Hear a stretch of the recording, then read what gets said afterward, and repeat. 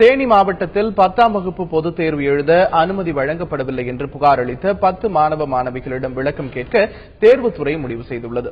கூடலூரில் செயல்பட்டு வரும் திருவள்ளுவர் மேல்நிலைப் பள்ளியில் 10ஆம் வகுப்பு பயின்ற சுவாதி, திவ்யா, பிரகாஷ், மணி உள்ளிட்ட 10 மாணவ மாணவிகள் பொதுத் தேர்வை எழுத அனுமதி மறுக்கப்பட்டதாக புகார் தெரிவித்திருந்தனர்.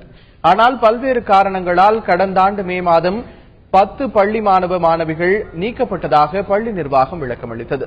இந்த நிலையில் மாணவர்கள் தேர்வு எழுத அனுமதி வழங்கப்பட்டுள்ளது என்றும், செய்முறை தேர்வுகள் எழுதாமல் மாணவர்கள் முறைகேடாக ஹால் டிக்கெட் பெற்றது குறித்து விளக்கம் கேட்டு தேர்வுத்துறை முடிவு செய்திருப்பதாகவும் மாவட்ட முதன்மை கல்வி அலுவலர் வாசு தெரிவித்துள்ளார்.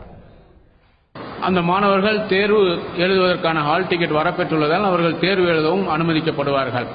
மதுரை மண்டல அலுவலகத்தில் அந்த மாணவர்கள் தட்கல் முறையில் விண்ணப்பிக்கும் போது தவறான தகவல் அளித்ததற்காக அந்த மாணவர்கள் மீதும் உரிய விளக்கம் கேட்டு நடவடிக்கை எடுப்பதாக தேர்வுத்துறை உள்ளது என்ற விவரம் தெரிய வருகிறது.